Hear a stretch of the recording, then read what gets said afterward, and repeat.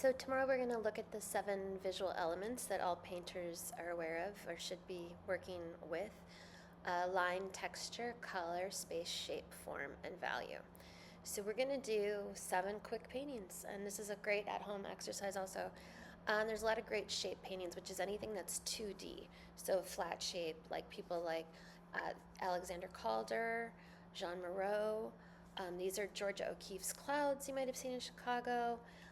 Landscape painter Attila Nan, Piet Mondrian. These are all people that deal with shape. So anything that is flat and 2D. So we are going to paint flowers or fruit or whatever you decide to paint. We are going to paint just the shapes of them, which means we are not going to show light and shadow and form. Wow, this is shaky, sorry. We are not going to, for this painting, worry about creating light and shadow and form or giving it any sort of depth. We are just going to get the colors and the shapes in a place. That's kind of cool looking and graphic, and it's a good one to start out with because even if you don't have any or little experience, most people can do a basic, shape of something. So that's the shape painting we'll do first. So none of these will take too long, so we can kind of get through a bunch of them. Form is when you take that 2D object and turn it into a 3D. So these are Mondriani's famous paintings, and the way you do that is by capturing how the light and shadow hits an object. So as you can see, unlike the first work we looked at, which was 2D, the 3D has light and shadow, which is how we know that it curves or comes to a stop or has a flat top or a different edge. So for this one, we will spend time looking at the light and shadow and capturing that on the objects, in this case flowers, so that it feels 3D and three-dimensional instead of 2D. So we'll be spending time looking at how light and shadow happens. Again, these are going to be very simple. You might not get through all 7, most people might not, but we're going to work our way through these visual elements. And as you can see now, because I am showing the light and shadow on these flowers, they are no longer looking flat. They are looking like they have form to them. And so yes, this is a visual element of form. And there's no right or wrong. Just because shape is simpler doesn't mean it's not a lesser visual element. There's no lesser visual element. But yeah, so we'll do form as well. And that kind of, if you do flowers, will involve like hinting at the fact that some of the petals hide the petals inside, so they're darker, and that creates a sense of depth.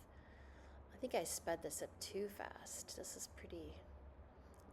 So there's form.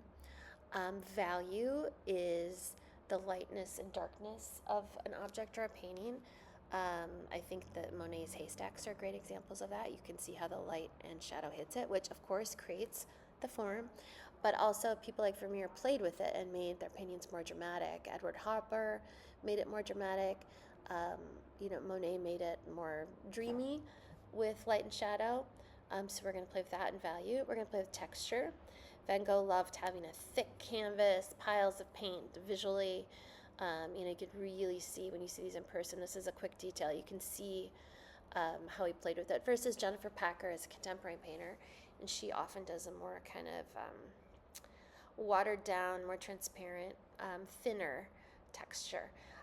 This is me painting with a palette knife, which you can do tomorrow, to try and get the Van Gogh style thick texture, which you might want to try. Or you could do it a lot thinner. We could thin it down, more like Jennifer Packer.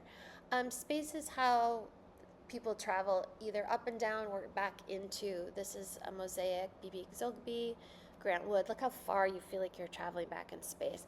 Some people just want the space up close. And then there's also negative space, which is the space around the objects. And that's what I did a painting of. So you can choose how you want to depict space. But I chose to deal with the negative space around the flowers, which actually turned out to be great because I included 2 of my elements in this one painting. I first painted out all of the space, the negative space that was not involving the objects, and then I was left with actually kind of a beautiful painting. But I thought it looked like the perfect opportunity to go back in with our next visual element, which is line, and put some lines in that negative space. Egon Schiele Did amazing line work. Alice Neal, also, she always surrounded her figures with this blue or green line. They're both two great portraiters. So there's lots of ways you can use line in painting. You can outline objects. You can make kind of hatch marks with your paint.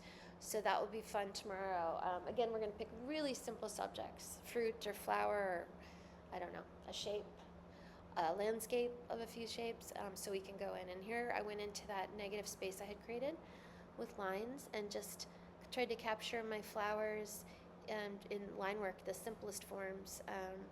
And to do that, I did move to a smaller brush. So if you're going to do line work, I recommend going to an angled brush or a kind of stiff round brush, because that gives you a nice line. It's a little harder to make a nice line with something like a filbert or like a 1-inch flat that kind of flattens down when you press on it. Yeah, so I went back in and did all of these lines. So this is an option. You could first also do negative space for your space painting and then go in and fill with line. And I was actually pretty happy with the final product of that.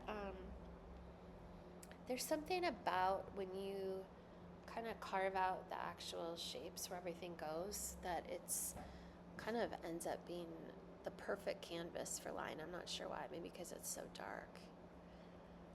But yes, and the reason why we look at these visual elements, they're the building blocks. It's the basis of all art, not just painting, but it's important in painting to understand how these all work, and to think when a painting's not working, sometimes what you need to do is like, am I using all the visual elements or a lot of visual elements?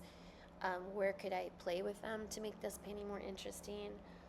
It's also a good way to just start out. Maybe you'll be like, I'm gonna, you're bored one day at home to paint. You could say, I'm gonna do 3 line drawings, where I only use lines to build out. There's a lot of famous, like Picasso did 1-line animal paintings, which are very cool. Yeah, so then I just went in and used very strong marks. To make a strong line like this, you have to have a lot of paint and a lot of water on your brush, so it moves smoothly along the paper or the canvas. Yeah. So this is a longer cut, I'm sorry. So the final product is almost coming, I swear. If I hadn't already edited this, I would go back in and edit this down. I didn't realize it was so long. And I really like that light green color in that, all of that darkness. It has a real nighttime nocturne feeling. Yeah, and then I went back in and added line for the vase, and yeah, I was happy with it.